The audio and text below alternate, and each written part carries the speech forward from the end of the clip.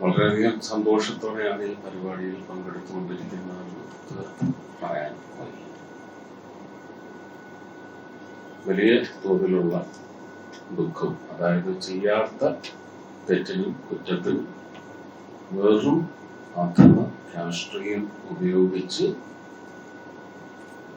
മലിനപ്പെടുത്താൻ ശ്രമിച്ച ഒരു അന്തരീക്ഷത്തിൽ നിന്ന് ഒരു ഉയർപ്പ് മാത്രമാണ് അത് സംഭവിച്ചുകൊണ്ടിരിക്കുന്നത്.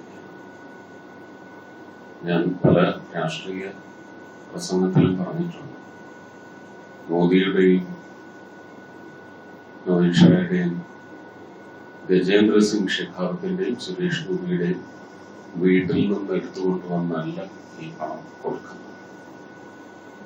ഇന്ത്യയിലെ പണപ്പിരിവ് അത് ചുങ്കത്തിന്റെ പേരിൽ പിരിച്ചു വരുന്ന പണം, അതിൽ നിന്ന് ബഡ്ജറ്റ് അലോക്കേഷൻ വഴി കേന്ദ്ര ബഡ്ജറ്റിൽ നിന്ന് അനുവദിച്ച് തന്നിട്ടുള്ള തുകയിൽ നിന്ന് അത് ഉത്സവകാല ആഘോഷങ്ങൾക്ക് വേണ്ടി കേരളത്തിന് അനുവദിച്ചിട്ടുള്ള 80 ലക്ഷത്തിൽ നിന്ന് കഴിഞ്ഞ വർഷം 2025-26 എന്ന് പറയുമ്പോൾ അത് മാർച്ച് 31 കഴിയും കാലഘട്ടത്തിലെ 80 ലക്ഷത്തിൽ നിന്ന് 50 ലക്ഷമാണ് നെഹ്റു ട്രോഫി വള്ളംകളിക്ക് കൊടുത്തത്. 24 ലക്ഷമാണ് പുലിക്കളി സംഘങ്ങൾക്ക് അനുവദിച്ചത്.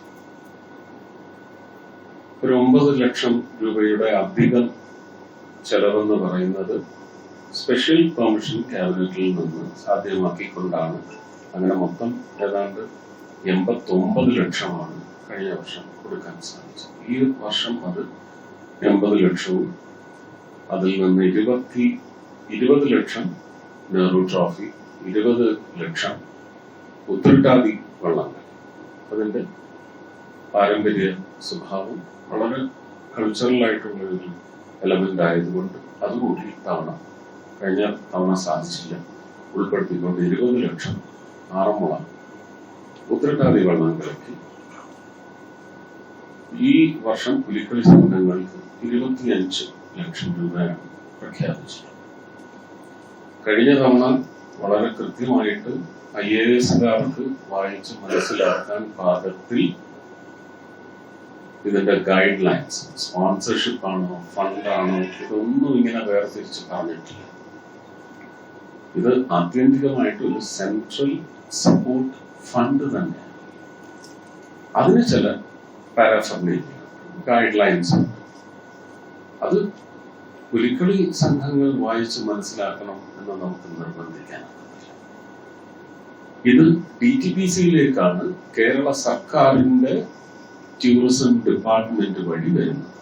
അവിടെ ഇരിക്കുന്ന ടൂറിസം സെക്രട്ടറി തുടങ്ങി ജില്ലാ കളക്ടർ, DTPC-യിലെ ഉദ്യോഗസ്ഥർ എല്ലാം വായിച്ച് മനസ്സിലാക്കേണ്ടത്. ഇതിന് ഞങ്ങൾക്ക് തലേന്നാണ് ഈ ഓർഡർ കിട്ടിയത് എന്ന് പറയുന്നത് അതിലേക്ക് വഴിതെളിച്ച ഒരു അഥമ രാഷ്ട്രീയ പ്രവർത്തനം കൂടി ഉദ്യോഗസ്ഥ വൃന്ദത്തിൽ ഉണ്ടായിട്ടുണ്ട്. ശ്രീ ബിജു എന്ന് പറയുന്ന കേരളത്തിന്റെ ടൂറിസം സെക്രട്ടറിയെ ഒരു 25 തവണ അങ്ങോട്ട് വിളിച്ച് ഞാൻ മന്ത്രിയായതിനു ശേഷം നടക്കുന്ന രണ്ടാമത്തെ പുലിക്കളിയാണ്, എനിക്കിതിൽ പങ്കാളിയായേ മതിയാവും എന്ന് നിർബന്ധപൂർവം പറഞ്ഞതിന്റെ പശ്ചാത്തലത്തിൽ ഇവിടുന്ന് സ്റ്റേറ്റ് ഗവൺമെന്റിന്റെ ഒരു കത്ത് വരാതെ ഒരു കാരണവശാലും ഇത് അവിടെ ക്യാബിനറ്റിൽ പ്രസന്റ് ചെയ്യാനാവില്ല. കാരണം ഇന്ന് വരെ കേന്ദ്ര ടൂറിസത്തിൽ നിന്നോ കേന്ദ്ര ക്യാബിനറ്റിൽ നിന്നോ പുലിക്കളിക്ക് ഒരു തുക അനുവദിച്ചു വന്ന ചരിത്രം ഭൂമി മലയാളത്തിനുണ്ടായിട്ടില്ല. അത് തൃശ്ശൂർക്കാരുടെ ബൃഹത്തായ രാഷ്ട്രീയത്തിന് അതീതമായ നിശ്ചയത്തിന്റെ പുറത്ത് തെരഞ്ഞെടുക്കപ്പെട്ടയാൾ ടൂറിസം മന്ത്രിയായി വന്നതിന്റെ പശ്ചാത്തലത്തിലുണ്ടായ ഒരു പുതിയ മുന്നേറ്റം തന്നെയാണ്.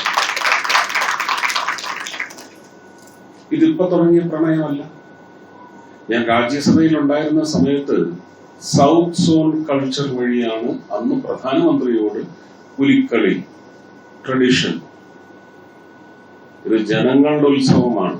ഒരു ദേവസ്വത്തിന്റെ അല്ല, ഒരു കോർപ്പറേഷന്റെയും അല്ല, ഒരു മന്ത്രിസഭയുടെയും അല്ല. ഇത് ജനങ്ങളുടെ ഉത്സവമാണ് എന്ന് പറഞ്ഞതിന്റെ പശ്ചാത്തലത്തിൽ അന്ന് ഫണ്ട് കൊടുക്കാൻ നിർവാഹമില്ലാത്തത് കൊണ്ട് പ്രധാനമന്ത്രി നേരിട്ട് സൗത്ത് സോൺ കൾച്ചർ സെന്റർ വഴിയാണ് 1 ലക്ഷം രൂപ വെച്ചെന്ന എന്റെ ഓർമ്മ കൊടുത്തു. ആ 1 ലക്ഷം രൂപ പോരാ എന്ന് നിശ്ചയിച്ച് 2-3 വർഷം ഞാൻ എന്റെ പോക്കറ്റിൽ നിന്നാണ് 50,000 രൂപ വെച്ച് ഓരോ ടീമിനും ഞാൻ കൊടുത്തത്. അപ്പൊ ഈ പുലിക്കളി സംഘത്തോടും ആ സംസ്കാരത്തോടുമുള്ള പ്രണയം തുടങ്ങിയത് MP ആയതിനു ശേഷമാണ്. അത് തുടരും, ഇനി അത് വളരുകയും ചെയ്യും. ആ പാരമ്പര്യത്തെ തന്നെയാണ് പ്രണയിച്ചു പോകുന്നത്. അങ്ങനെ തന്നെ തുടരും.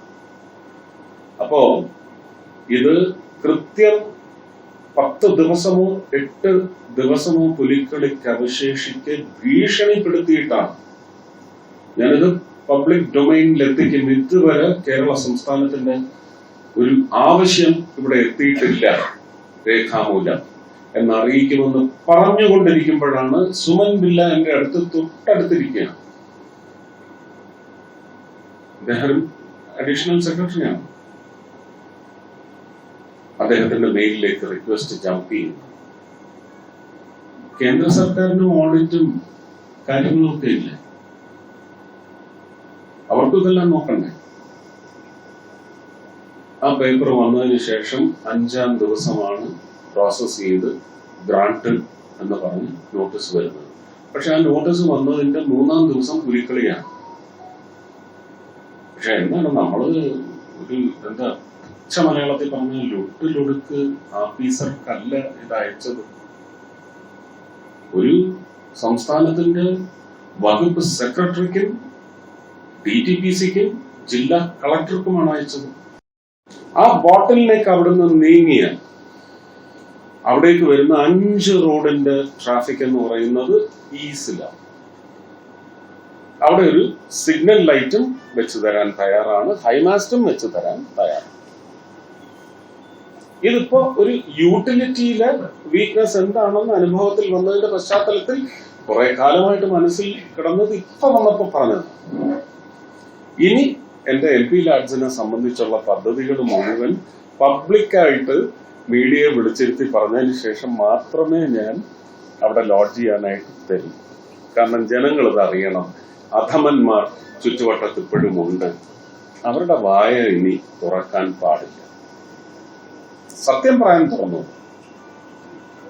അധമ രാഷ്ട്രീയ പ്രചരണത്തിന് വേണ്ടി പാടില്ല എന്ന് പറയുന്ന ആഗ്രഹമുള്ളത് കൊണ്ട് പറയുന്നതാണ്. ഇതിന്റെ പേരിൽ ഉണ്ടാകുന്ന വിവാദങ്ങളെല്ലാം ഞാൻ നേരിടും, നെഞ്ചു വിരിച്ച് നേരിടും. വരുന്നവർ വരട്ടെ.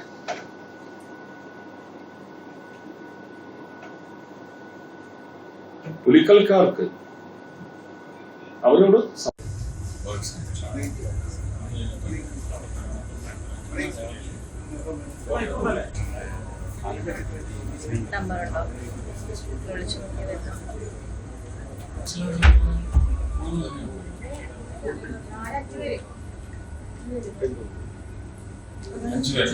അവരങ്ങോട്ടും ചെയ്ത് കൊടുത്തിട്ട്. അപ്പൊ ഇന്ന് ഏറ്റവും സന്തോഷ നിമിഷമാണ് സഹായം ലഭിച്ചത്. ഇനിയും എനിക്ക് തോന്നുന്നു പുലിക്കളി സംഘങ്ങളെ സംബന്ധിച്ച് പുതിയതായ സംഘങ്ങൾ കടന്നു വരാനുള്ള വലിയ പ്രോത്സാഹനം കൂടിയാണ്. കോർപ്പറേഷൻ 3.5 ലക്ഷം നൽകുന്നു, കേന്ദ്ര സഹായവും സംസ്ഥാന സഹായമുണ്ട്. അതിൽ 1.5 ലക്ഷം 1.25 ലക്ഷം രൂപ അഡ്വാൻസായി നമ്മൾ നൽകി കഴിഞ്ഞു. ഇനിയും പുതിയ സംഘങ്ങളെ സംബന്ധിച്ച് ഈ മേഖലയിൽ കടന്നു വരാൻ കുറെ ആളുകൾ നിർത്തിപ്പോയ ആളുണ്ട്. അവർക്ക് വരാൻ വലിയ ആശ്വാസവും വലിയ ഒരു ഇത്രയും എമൗണ്ട് ഷുവർട്ടിയാണ്.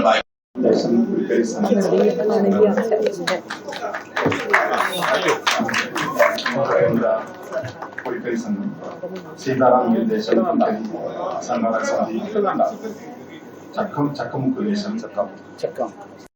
യുവജന സംഘം പാട്ടറായിക്കൽ ദേശം ഇവർക്കാണ് ഈ ചെക്ക് ഡിസ്ട്രിബ്യൂട്ട് ചെയ്യുന്നത്.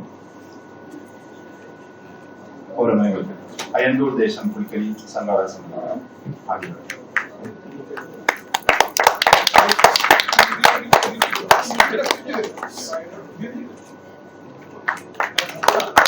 അടുത്തതായി പുസ്തകവന്നര പുലിക്കളി സംഘം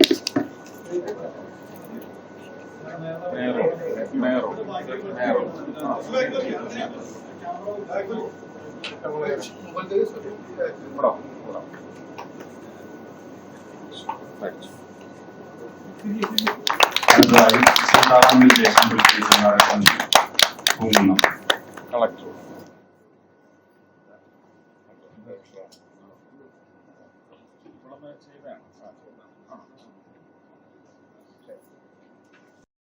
ആയിരിക്കുന്നത്. അപ്പൊ അതിന്റെ ഡിസ്ട്രിബ്യൂഷൻ ആണ് ഇന്ന് നടക്കുന്നത്. അപ്പോൾ ഈ വർഷത്തെ പുലിക്കളിയുടെ ഫൈനാൻഷ്യൽ സാങ്ഷൻ ഓൾറെഡി വന്നു കഴിഞ്ഞു. അപ്പൊ ഈ പ്രാവശ്യത്തെ പുലിക്കളിക്ക് ശേഷമാണ് നമ്മൾ അതിന്റെ 2026 25 ലക്ഷം 2026 സാങ്ഷൻ വന്നിട്ടുണ്ട്. അത് നമുക്ക് ഇതിന് ശേഷമാണ് ഗവൺമെന്റിലേക്ക് അയച്ചു നൽകേണ്ടത്. അപ്പോൾ ഇവിടെ എല്ലാ പുലിക്കളി സംഘങ്ങളും എത്തിയിട്ടുണ്ട്. എനിക്ക് തോന്നുന്നതിന് മുമ്പ് ഞാൻ പറഞ്ഞിട്ടുണ്ട്, ഒരു കലാരൂപത്തെ പ്രോത്സാഹിപ്പിക്കുക മാത്രമല്ല അതിനെ സംരക്ഷിക്കുന്നതും അതോടൊപ്പം തന്നെ വരും തലമുറയിലേക്ക് പകർന്നു നൽകുന്നതുമായ മഹത്തായ ഒരു കാര്യമാണ് തൃശ്ശൂർ ജില്ലയിലെ ഓരോ പുലിക്കളി സംഘങ്ങളും നിലവിൽ ചെയ്തുകൊണ്ടിരിക്കുന്നത്.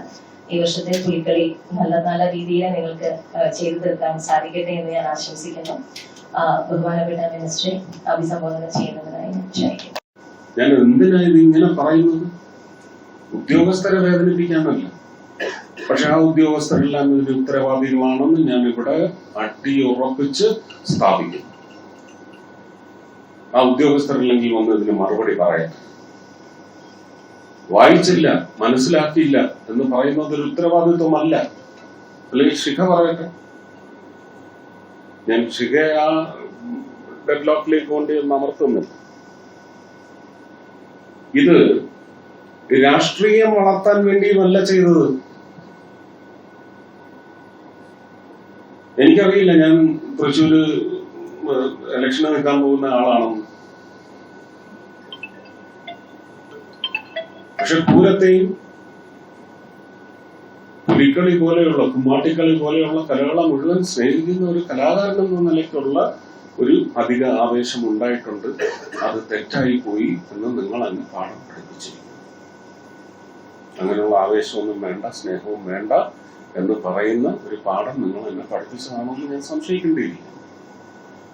ഇത് രാഷ്ട്രീയത്തിന് വേണ്ടി അല്ല എന്ന് തീർത്ത് പറയുമ്പോഴും ഞാൻ പറയുന്നു, ആ വീഴ്ച എന്റെ ഭാഗത്തു നിന്നോ കേന്ദ്ര സർക്കാരിന്റെ ഭാഗത്തു നിന്നോ തീർത്തും ഒരു അണുവിട പങ്കാളിത്തമില്ലാത്ത ഒരു തെറ്റിനെ പാപമാക്കി മാറ്റി ലോക്കൽ ബോഡി ഇലക്ഷനും നിയമസഭാ തെരഞ്ഞെടുപ്പിനും ഏതൊക്കെ പിശാചുക്കളാണ് ഇത് ഉപയോഗിച്ചത് അവർ പ്രായശ്ചിത്തം ചെയ്യണം, പശ്ചാത്തപിക്കണം. Administrational statement, not a political statement. ഇത്രയും പറയാതെ പോയി. പക്ഷെ നിങ്ങൾ എല്ലാവരും മനസ്സിലാക്കുന്നത് പോലെ തന്നെ തൃശ്ശൂർക്കാർ മുഴുവൻ, ഏറ്റവും അവസാനത്തെ തൃശ്ശൂർ പൗരൻ വരെ മനസ്സിലാക്കുന്നത് പാവങ്ങളാണ് ഈ കലാപ്രകടനവുമായി നിങ്ങളെ ആനന്ദിപ്പിക്കാൻ വലിയ ഉത്സവം, അതിന്റെ പേരിൽ കുറെ കച്ചവടം. എത്ര കോടി രൂപയുടെ കച്ചവടമാണ് പുലിക്കളിയുടെ പേരിൽ നടക്കുന്നത്? അതിന്റെ പങ്കെങ്ങാണോ അവർക്ക് കിട്ടുന്നുണ്ടോ? ആരൊക്കെയാണ് ഈ ഫണ്ട് കൊടുക്കുന്നത്? ചെറുകിട കച്ചവടക്കാർ വരെ കൊടുക്കുന്നുണ്ടെന്ന് ഞാൻ ഈ അടുത്തിടയ്ക്കാണ് ഞാൻ മനസ്സിലാക്കുന്നത്. 25,000, 5,000, 10,000, 50,000 രൂപ വരെ സ്പോൺസർഷിപ്പ് കൊടുക്കുന്നുണ്ട്. അവരുടെ എല്ലാം പരസ്യങ്ങളും വെക്കുന്നുണ്ടെന്നാണ് പറഞ്ഞത്. പക്ഷെ India government tourism incredible India ഒരു 24 ലക്ഷം വെച്ച് കൊടുത്തപ്പോ അതിന്റെ ഒരു ലോഗോ പോലും വന്നില്ല എന്ന് പറയുന്നത് നിയമപരമായി വലിയ വീഴ്ച തന്നെയാണ്. അത് ഏറ്റു പറഞ്ഞുകൊണ്ട് ഒരു കത്ത് തന്നതിന്റെ പശ്ചാത്തലത്തിൽ മാത്രമാണ് ഞാൻ അതിന്റെ ആദ്യത്തെ ഫയൽ ഒപ്പിട്ടത്. കാരണം ഇത് ഇപ്പൊ റെക്കോർഡിക്കലായി കഴിഞ്ഞു. കേരള സർക്കാരിന്റെ ഭാഗത്ത് നിന്ന് വന്ന വീഴ്ച എന്ന് ഏറ്റു പറഞ്ഞു കഴിഞ്ഞു. അതിനുള്ള രേഖകളും കൈവരിച്ചതിന് ശേഷം മാത്രമാണ് ഇത് അനുവദിച്ചത്. ഇത് കേരളത്തിലെ ജനങ്ങൾ അറിയണം. ഇവിടെ നിന്ന് ജയിച്ച് മന്ത്രിയായ, കേരള സംസ്ഥാനത്ത് മന്ത്രിയായ ഒരാളാണ് ഇതിന് കൂടെ പിടിച്ചത്. അത്രയും അധമനാണ്. എന്തിനു വേണ്ടിയായി? ഇനി സന്തോഷത്തിന്റെ നിമിഷങ്ങളാണ് നൽകാൻ സാധിച്ചു. ഈ വർഷം 25 നൽകും. എൻ്റെ ആഗ്രഹം ഈ 80 ലക്ഷം കേരളത്തിന് ഉത്സവാഘോഷം എന്നുള്ളത് 1-1.5 കോടിയാവുന്ന നിമിഷം ഇത് 25-ൽ നിന്ന് 50 വരെ കൊണ്ടെത്തിക്കുന്നതിനുള്ള പരിശ്രമം നിങ്ങളുടെ എംപിയുടെ ഭാഗത്തു നിന്നും. അതിന്റെ പേരിൽ ആരും എനിക്ക് വോട്ട് ചെയ്യണ്ട. വിഷയങ്ങൾ പലതും ഈ പ്ലാറ്റ്ഫോം ഉപയോഗിച്ചുകൊണ്ട് എനിക്ക് പറയാൻ സാധിക്കും. എത്ര ലക്ഷം രൂപയുടെ പദ്ധതികളാണ് MP ലാഡ്സിൽ മുടക്കി വെച്ച് അതും ആ ഇലക്ഷൻ ഉപയോഗിച്ച്. ഇലക്ഷൻ കഴിഞ്ഞ് അടുത്ത മാസം മുതൽ ഞാൻ MP ലാഡ്സിൽ നിന്നുള്ള പ്രോജക്റ്റുകൾ ഉദ്ഘാടനം ചെയ്തുകൊണ്ടിരിക്കുകയാണ്. ഒന്ന് ആലോചിച്ചോണം. അപ്പൊ നുണയല്ലേ എഴുന്നള്ളിച്ചത്? ഇനി ഇപ്പൊ ഇവിടെ വെച്ച് പബ്ലിക്കായിട്ട് ഞാനത് മേയർ ഇരിക്കുമ്പോ പറയണമെന്ന് വിചാരിച്ചാണ്. ശക്തൻ മാർക്കറ്റ് ഒരു ഓപ്പൺ ലുലു മോൾ എന്ന് പറയുന്നത് ഞാൻ ലോക്കൽ ബോഡി ഇലക്ഷന് വന്ന് കൊടുത്ത വാഗ്ദാനമാണ്. അത് നടപ്പിലാക്കിയെടുക്കാൻ 200 കോടിയുടെ പ്രോജക്റ്റ്, അത് 3 ഫേസ് ആയിട്ട് 99 ലക്ഷമാണ് ആദ്യത്തെ ഗഡുവായിട്ട് കിട്ടാൻ സാധ്യതയുള്ളത്. സ്വദേശ് ദർശന്റെ എൻഹാൻസ്ഡ് വേർഷനാണ് വരുന്നത്. SD3 അല്ല, 2.0യുടെ എൻഹാൻസ്ഡ് വേർഷൻ വരുന്നതിനകത്ത് കിട്ടാനുള്ള സാധ്യതയുണ്ട്. അതിനുള്ള DPR ചോദിച്ചിട്ടുണ്ട്. പക്ഷെ ഇത് 2021-ൽ വർഗീസ് ചേട്ടൻ്റെ അടുത്ത് ചോദിച്ചു തുടങ്ങിയതാണ്. കൂടുള്ള വർഗീസാണ് അത് കലക്കിയത്. ഇന്ന് വരെ തന്നിട്ടില്ല DPR. പക്ഷെ 4 ദിവസം മുമ്പ് മേയറും ഡെപ്യൂട്ടി മേയറും എക്സിക്യൂട്ടീവ് എഞ്ചിനീയർ, ആർക്കിടെക്ട്സ് എല്ലാവരും അവിടെ എറണാകുളത്ത് എൻ്റെ പെട്രോളിയം കോൺഫറൻസ് റൂമിൽ വന്ന് ഏതാണ്ട് 3.5 മണിക്കൂറാണ് ഗോവയിൽ ഞങ്ങൾ ഇന്ത്യ ടൂറിസം ചെയ്തുകൊണ്ടിരിക്കുന്ന പോവറും ടൗൺ സെന്റർ ആ ഡിസൈൻ വെച്ച് ഡിസ്കസ് ചെയ്തത്. അവർ പൂർണ്ണ തൃപ്തരായിട്ടാണ് പോയിരിക്കുന്നത്. ഇവിടുത്തെ DPR എനിക്ക് സെപ്റ്റംബർ 1-ന് മുമ്പ് കിട്ടിയിരിക്കണം. ഓണം കഴിഞ്ഞ ഉടനെ, പുലിക്കളി കഴിഞ്ഞ ഉടനെ മേയറുടെ നേതൃത്വത്തിൽ ഒരു സംഘം ഗോവയിൽ പോയി ഈ സ്ട്രക്ചർ കാണുന്നുണ്ട്. അതിൽ നിന്ന് എന്തൊക്കെ അധികമായിട്ട് വേണം? പ്രധാനമായിട്ടും meat and fish market, vegetable market, flower market, ഇതിനു വേണ്ടി വരുന്ന ഒരു സമുച്ചയവും ബഹുമാനപ്പെട്ട ഹൈക്കോടതിയുടെ നിർദ്ദേശപ്രകാരം ഇനി വടക്കുംനാഥ ക്ഷേത്ര മൈതാനം മറ്റൊരു പരിപാടികൾക്ക് ഉപയോഗിക്കാൻ പറ്റില്ല എന്ന് പറയുന്നത് ഒരു രാഷ്ട്രീയ പ്രവർത്തകൻ എന്ന നിലയ്ക്ക് ശിരസ വഹിച്ചിരിക്കും, അനുസരിച്ചിരിക്കും എന്ന് പ്രഖ്യാപിച്ചുകൊണ്ട്. പക്ഷെ അവിടെ നടക്കുന്ന മറ്റ് കലാ സാംസ്കാരിക പ്രവർത്തനങ്ങൾ, രാഷ്ട്രീയ പ്രവർത്തനങ്ങൾക്ക് പറ്റുന്ന ഒരു വേദി കൂടി ഈ പറയുന്ന ഓപ്പൺ മാളിന്റെ ഏറ്റവും മുകളിലത്തെ ടെറസിൽ സാധ്യമാക്കുന്ന തരത്തിലൊരു ഡിസൈനാണ് മേയറും സംഘവും മനസ്സുകൊണ്ട് സ്വീകരിച്ചിരിക്കുന്നത്. അതിന് ടെക്നിക്കലായിട്ടും പിന്നെ പൊളിറ്റിക്കലായിട്ടും ഒരു കോർപ്പറേഷനൊക്കെ ആകുമ്പോൾ വിവിധ തരം കലക്കികളൊക്കെ ഇപ്പോഴും ഉണ്ടവിടെ, എണ്ണം കുറവാണെന്നേ ഉള്ളൂ. അവരെ എല്ലാം സമാധാനപ്പെടുത്തിക്കൊണ്ട് ഇത് മുമ്പോട്ട് പോയാൽ തൃശ്ശൂരിന് ചാർത്താൻ പറ്റുന്ന ഏറ്റവും വലിയ തിലകക്കുറി അതായത്. ഞാൻ ഇപ്പൊ ഇങ്ങോട്ട് വരുമ്പോ, ഞാനിത് തൃശ്ശൂർ വരുന്ന കാലം മുതൽ അനുഭവിക്കുന്നതാണ്, കളക്ടർ ഡെയിലി അനുഭവിക്കുന്നുണ്ട്. നമ്മുടെ ഈ ജംഗ്ഷൻ പടിഞ്ഞാറേക്കോട്ട ജംഗ്ഷനിലെ റോഡിന്റെ അവസ്ഥ, ആ റോഡ് അങ്ങനെ അവിടെ ബ്ലോക്ക്. അവിടുത്തെ ബോട്ടിൽ നെക്ക് എന്ന് പറയുന്ന അവിടുത്തെ ഗട്ടറാണ്. അവിടെ എല്ലാ വണ്ടിയും ഇടഞ്ഞാണ് നീങ്ങുന്നത്. അതുകൊണ്ട് മാത്രമാണ് അവിടെ ട്രാഫിക് ബ്ലോക്ക്. ഞാൻ വാഗ്ദാനം തരുന്നു, എന്റെ പെട്രോളിയം കമ്പനീസിനെ കൊണ്ട് ആ റൗണ്ട് മൊത്തം കോൺക്രീറ്റ് ചെയ്ത് ഒരു ലെവലിലേക്ക് ഉയർത്തി കോൺക്രീറ്റ് ചെയ്യാനുള്ള ഫണ്ട് ഞാൻ കൊണ്ടെത്തിക്കാം. എനിക്ക് അനുവാദം തരുമോ ഇല്ലയോ എന്ന് പ്ലാനിംഗ് ഓഫീസർ, കാരണം MP ലാഡ്സിൽ ചെയ്യാൻ ഒക്കത്തില്ല. അവരങ്ങോട്ടും ചെയ്ത് കൊടുത്തിട്ട്.